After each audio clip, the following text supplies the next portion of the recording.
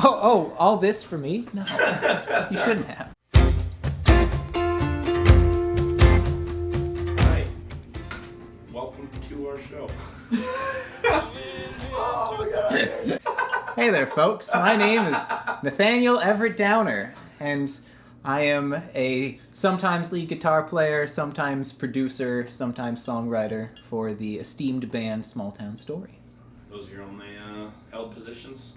I am also the Chief Operations Officer. My primary stated responsibility is to make sure that all of our operations have cool operation names. This is Operation Feet to the Fire, by the way. I don't know that I actually told either of you guys that, but... That is a wonderful segue to your first rapid-fire question. Oh, here we go. Nate, what is your favorite operation name that you have created so far? Way back in the beginning, I think there was an Operation Black Flamingo. I think that was getting the bylaws signed. Oh, yeah. Yeah. Next question. Do you think that Kyle is a good writer?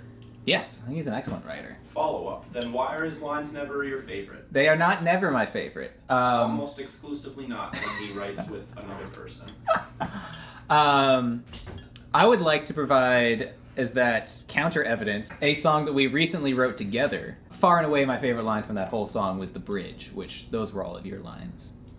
Stay tuned for Cry Me a River, coming eventually to a streaming service near you. Which song from the EP are you most looking forward to performing live? Ooh, absolutely Selena. My favorite part of the live shows are always when there is that right confluence of we're just like absolutely ripping something and people are into it, but also like the satisfaction of playing something that's like technically challenging. I've probably spent like 3 times as long practicing that song as I have practicing any of the other ones, for sure. What is your favorite line from the EP? My favorite line from the EP is one that Nick wrote. It's from Selena, Starry Nights Only Sing Sad Songs. I think that is an absolutely gorgeous line. And I think that there was a time where I wanted some version of that to be the title for the EP. I always loved that, because it was going to be my line. I was going to just bury you in the dirt with it. There was one night we were on the way back from the studio, and I nearly had you two convinced, and then... I was still confused. Hey, whose interview is this? Back into the rapid fire questions. Does that mean Selena is your favorite song from the EP, or is it one of the other 4? It is... No, it's not my favorite song. I honestly can't choose between Borrowed Time and Drowning Sunset. What is your dream venue to play at? Red Rocks, Colorado.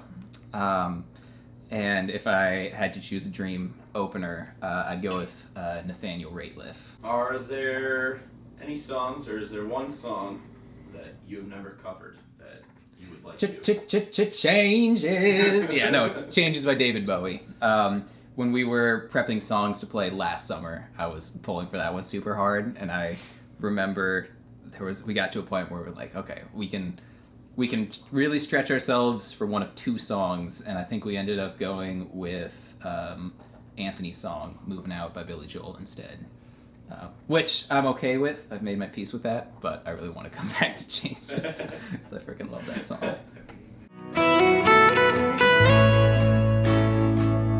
Alright, Nate makes an entrance, take 2. Alright, what do you want to ask me about, Kyle? What was the most rewarding part about working on this project for you personally? Yeah, the most rewarding part for me is still going forward, just like the new sense of momentum that it gives to the band.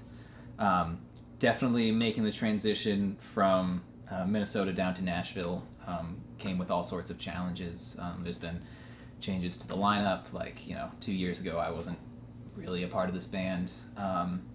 And going through all of that turbulence, there's been a lot of soul searching, and a lot of the stress has come from not really being sure what it was that we had to offer to the world as a band. And so having these 5 songs that are finished and just immaculately recorded, and just being able to say, this is who we are, this is what we do. This is something I want to keep doing for a while. In terms of rhythm and instrumentation, Drowning Sunset is the most unique song on the album. How did you come to the arrangement that finally, was recorded and released? Yeah, the process of writing that one was really cool.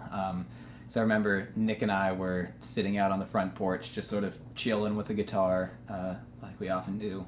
And Kyle came home from work. Kyle was like, "We need a song that's like more Mumfordy." I was like, "Okay, well, give me a line." And you had this idea of a drowning sunset as like this, emotionally provocative line in your head. And we're like, "All right, well, we can work with that." And so like I took some of the chords that Nick and I had been messing around with, and like started playing that like kind of folky like finger picking rhythm, and we just started throwing lines at it, and like we wrote it front to back, which is something that I don't think we do all that often. Like we wrote the first verse, wrote a second verse, and we're like, all right, we need a chorus, something about drowning sunset. And Kyle's like, oh, well, you're a drowning sunset. You fade with the stars. And then everything just blossomed out of that. I mean, I remember we were getting so pumped about it that we all ran back inside so Nick could plug in his electric guitar, and just like start ripping everything on top of it. That one sticks out as like a very special song to me just because of how natural the process of it all coming together was. What was the recording process like for these songs? Yeah. The recording process was super chill, in large part thanks to Kenny Schick and Amy Marie, who helped us to produce and master it. It was something we were all really tentative about going in, just because this is the first time as the band that we'd gone in to do a studio project together. And like I'd had some studio experience myself from back when I was in school, but obviously like you never know how that's going to translate. So we spent a lot of time really trying to prepare ourselves as best as we could. We spent time like individually and as a group practicing playing the songs along to metronomes with the tempo really locked in, and then we went the next step and recorded our own demos of the songs in our home studio that we have, so that by the time we got to the studio we had already recorded all of our parts once, and we were actually just able to send the Pro Tools files from my computer straight over to Kenny. Obviously, once it was in his hands, he took everything to the next level, just in terms of like the quality of the sound and the quality of the performances he was able to get out of us, especially vocally. Once we got those mixes to a place that we like really felt good about, we brought in a friend of mine who I met through the climbing community, Amy Marie, and yeah, she just put the final touches on them, mastering them. Well, we would like to say thank you to our guest, Nathan Everett Downer. As always, thanks for watching. If you're a drowning sunset, you fade with the stars.